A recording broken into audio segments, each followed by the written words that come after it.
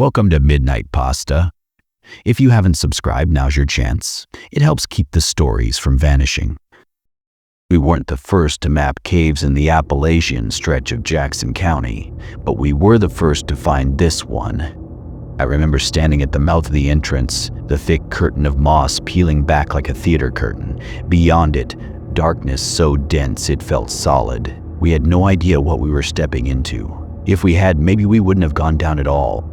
Started with a rumor. The forestry worker swore he heard drumming under the soil. A slow, low rhythm, like someone beating a hand against a hollow stone. Not wood, not metal. Stone. Most wrote it off. Bad sleep, ground tremors, imagination. But it got our attention. We were a small team of hobbyist cavers. 3 of us with actual spelunking experience, and one, Derek, who was more of a document it for YouTube guy than a serious caver. But he had the gear, and we needed him, or so we thought. The others were Henry, my older cousin, and Marla, our route planner. She was the smartest one in the group. Careful, meticulous, the kind of person who triple checks the air tank pressure even when we're dry caving. She didn't scare easy. None of us did, not until we started hearing it ourselves. The entrance was a vertical drop, maybe 30 feet, straight down into blackness. Not unusual for caves this far from marked trails. We rigged a rope and took turns rappelling down. The chamber we landed in wasn't particularly large, probably 30 feet across. The walls were slick with condensation, and in places, you could see streaks of mineral staining where water had flowed down for centuries. I remember the air being stale, but not in the usual way. Caves always smell of earth, rot, and damp stone. This one had something else underneath, like iron or blood. We marked our starting point, laid down some reflective tape, and began our descent into the system. For hours, it was textbook. Narrow squeezes, tight bends. Some decent caverns with impressive columns and stalactites. We mapped as we went, Derek filming each formation like it was a Netflix special. But sometime, around hour 4, deep past the last daylight echo, things started to shift. It started with the pulse, faint, barely perceptible, like someone knocking softly on the other side of a wall, a low, deliberate rhythm. 3 beats, pause, 2 beats, pause, 1, then silence. We froze. All 4 of us heard it. We exchanged glances. "You guys hear that?" Henry whispered. We nodded. It wasn't natural. I've heard the belly of mountains groan before. I've heard the sound of distant rockfalls and pressure shearing through fault lines. This was different. Rhythmic. Intentional. We moved on. Slower now. Marla marked the time. It was just after 3 p.m. That's when we started seeing the carvings. At first, they looked like natural grooves, maybe ancient watermarks. But as we followed them, the patterns became purposeful. Spirals etched deep into stone, converging at the base of certain stalagmites. Some were embedded with fragments of what looked like old bones, tiny ones, animal maybe, or not. "I don't like this," Marla muttered. Henry brushed a spiral with his hand, then pulled back like it stung him. He laughed it off, but I saw how pale he looked. "You okay?" He nodded. Felt weird, like it buzzed. We made camp in a small chamber about 6 hours in. Not to sleep, just to eat and rest. We didn't plan on staying overnight. Derek set up his camera to record a time lapse. He was oddly quiet. That wasn't like him. He was usually all jokes and exaggerated commentary.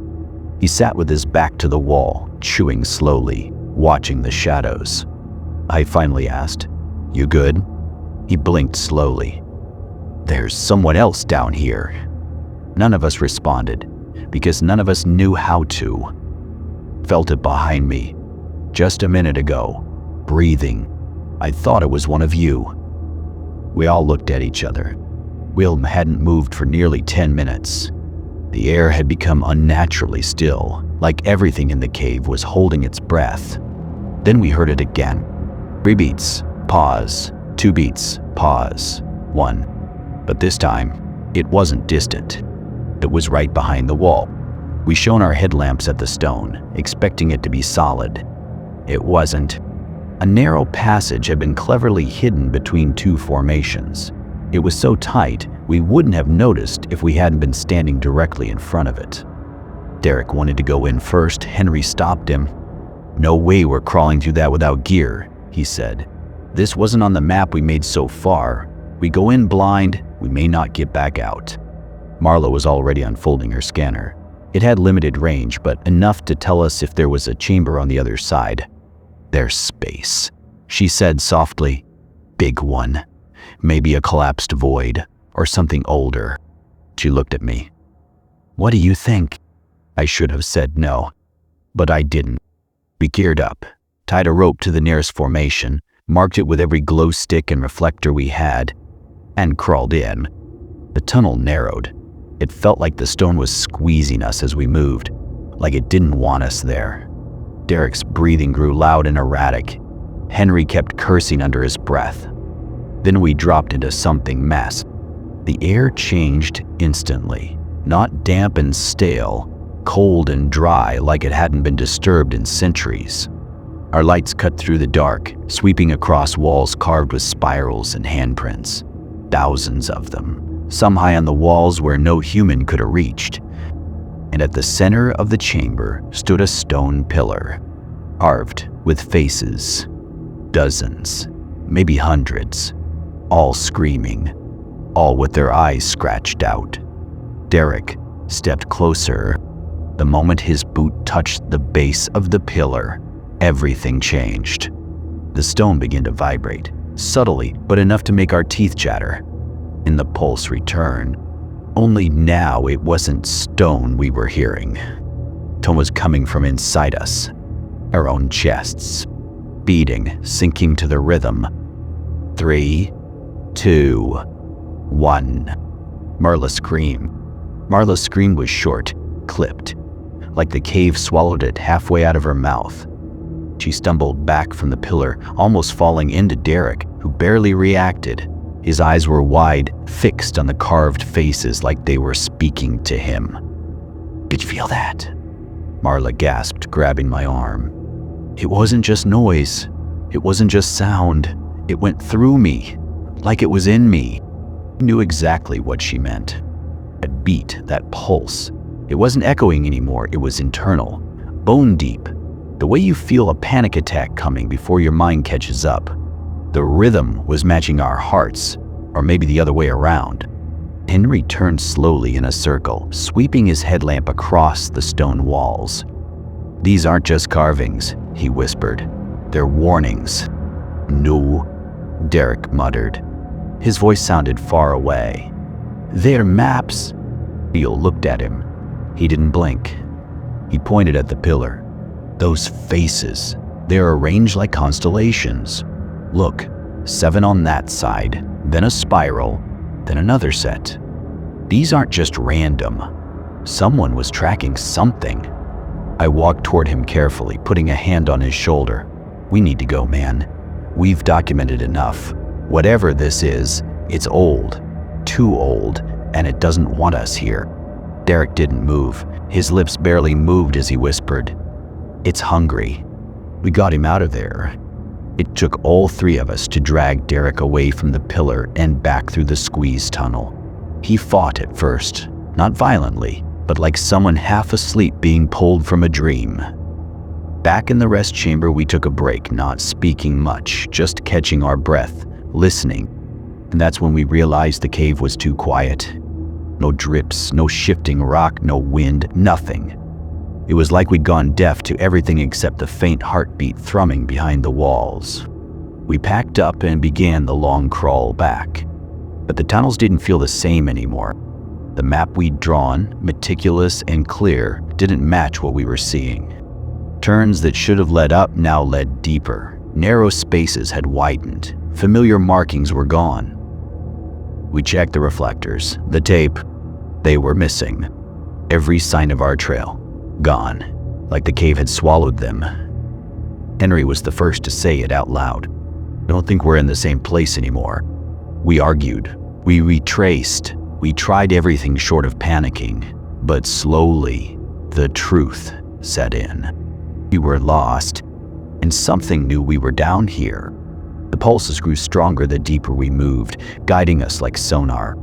Eventually, we emerged into a chamber none of us had seen before. But it was vast and filled with bones. Thousands of them, animal and human. Some so old they crumbled to dust when we stepped near them. Others looked fresh. Too fresh. Among the scattered remains were strange objects. Ritual tools, maybe. Twisted pieces of metal, stone pendants carved with eyes, scraps of parchment with symbols that hurt to look at. And in the center of the chamber was another pillar, smaller than the first, unfinished. Only a few faces carved into this one. And one of them looked like Henry. He backed away slowly, shaking his head. That's not what it was. His face, frozen in stone. Mouth open in a silent scream. Eyes scratched out. Marla began to cry. Derek just stared. Then the lights flickered. For a moment, the entire cave went black. Then our headlamps sputtered back to life. Weak, flickering. And we weren't alone. Something stood near the pillar, not moving. Tall, lanky, its limbs too long to be human. Its head bent sideways, as if curious. Its skin was pale and stretched, like wax left too long in the sun. No eyes, just smooth skin where a face should have been. But we could feel it watching. Derek stepped toward it. "Do you hear it?" he asked. We pulled him back. The creature tilted its head, then slowly raised one long, fingerless hand and tapped its chest. 3. Pause. 2. Pause. 1. The cave responded. The rhythm echoed from every wall, every bone, every carving. It wasn't just calling us, it was sinking us. And Henry's nose began to bleed. We ran. We didn't talk. We didn't plan. We just ran. We left behind the maps, the packs, the gear. Only the lights stayed with us, flickering, failing. The tunnels twisted, changed. The stone itself seemed to move when we weren't looking. And every few minutes we'd hear it. 3, 2, 1, like a countdown. Or a signal. We reached a narrow shaft we didn't remember entering through, but it was our only option. It led up. That was enough. We climbed. The stone flaked beneath our fingers. Something scraped in the dark below, moving like wet cloth against stone. We didn't look back. When we finally saw light, real light, it was faint and distant. We crawled toward it, breath ragged, limbs shaking, and then we were out. The trees above us were unfamiliar. The clearing was overgrown. We stumbled into the woods, dazed, sun burning our eyes. We made it, but something was wrong. Our vehicle was gone. So was the trail and the date on Derek's phone. 14 days later, we didn't talk much in the days that followed. It took us nearly a full day of wandering to reach a ranger station. From there, we were transported to the nearest hospital for observation. They kept us overnight, monitored us, took blood, asked questions we didn't have real answers to. Where had we been? Why were we dehydrated? Why had our GPS data vanished? We told them we'd gotten lost during a routine expedition. A cave-in trapped us in an unmapped section. We rationed. We waited. We escaped. They didn't believe us, not entirely. But we were alive, and that was enough for them. For us, we weren't so sure. Derek stopped speaking entirely. He just sat in the hospital bed staring at the wall, one hand pressed over his chest, always over the chest, the place where the pulses echoed. Henry tried to act normal. He went through the motions, cracked jokes, complained about the food, but there was a hollowness behind his eyes, like something was still gnawing at him. And Marla, she started drawing, constantly. She'd sketch frantically on any surface she could find. Napkins, medical charts, the inside of her pillowcase. Always the same thing. Pillars, faces, spirals. When I asked her about them, she just muttered, "I have to remember before it does." I didn't ask what it was. I already knew. They eventually discharged us. They told us we were lucky and that we should speak to someone. Trauma therapists, outdoor survival experts, anyone. We didn't. We split up. Derek went back to Pennsylvania. Or so I heard. Henry disappeared off-grid, deleted his socials, left nothing behind. And Marla? Well, she lasted a few weeks. Then she sent me a message. Just an image. One of her sketches. It was a spiral, detailed, tight, recursive. At the center was a small familiar face. Mine. No caption, no explanation. I tried calling, messaging, nothing. She was gone by the next day. That should have been the end. It wasn't. A month later, I started hearing the pulse again. Soft at first, like tinnitus, a whisper behind the walls at night. But it grew stronger. I'd wake at 3:21 a.m. every morning, drenched in sweat, the rhythm beating in my skull. 3, 2, 1. It followed me to work, to the grocery store. I'd catch glimpses and reflections, faces behind me that vanished when I turned. And then the stone started showing up. A package arrived on my doorstep.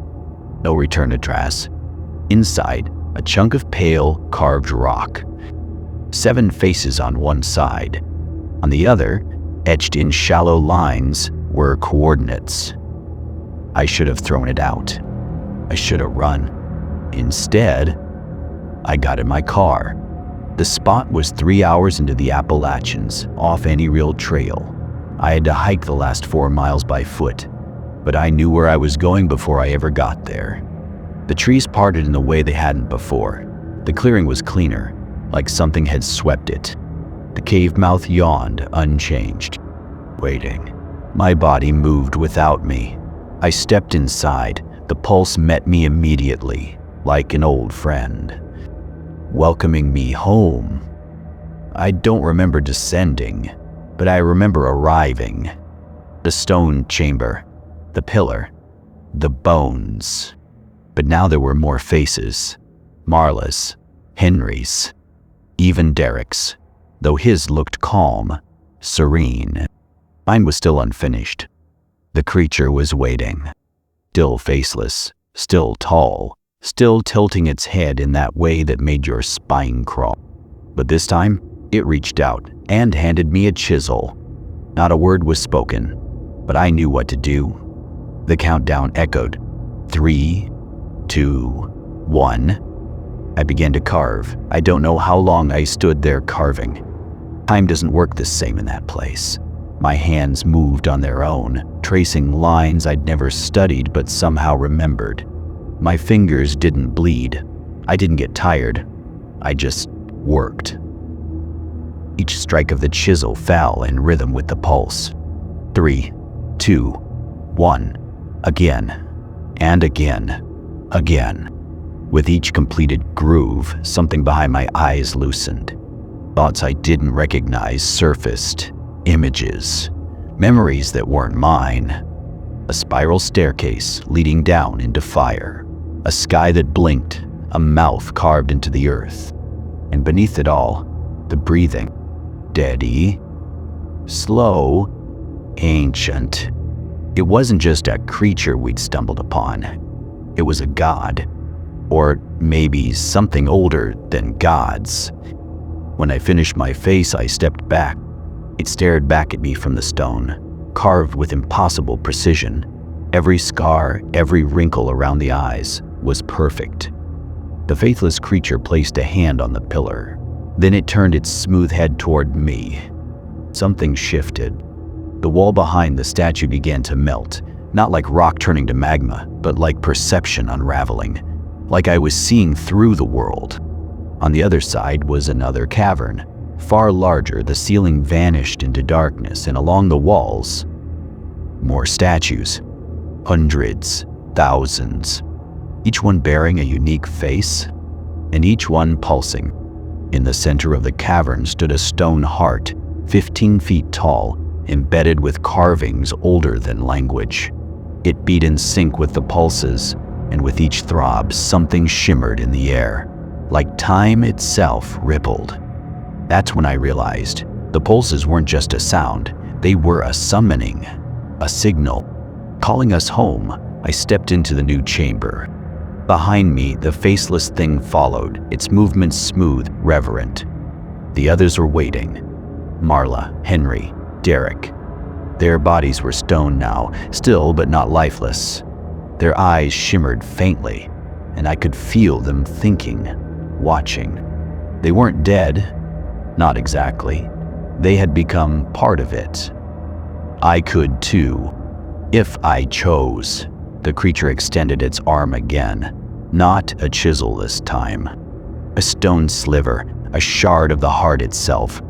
It pulsed between its fingers, red and wet and warm. It offered it to me. I took it. And everything changed. I awoke in my bed. Sunlight streaming through the blinds, alarm buzzing. The pulse was gone. No statue, no creature, no spiral, just normal life. For days I convinced myself it had been a dream, a psychotic break, a hallucination born of dehydration and trauma. I almost believed it, until I noticed the mark on my palm, a spiral faintly raised in the skin, like a burn long healed. I began to see them in other places too, on passing strangers, carved into park benches, etched into subway tiles. And always, I wake up at 3:21 a.m. The pulse doesn't return as a sound anymore. It comes as a feeling, a tug behind the ribs, a soft whisper under my heartbeat.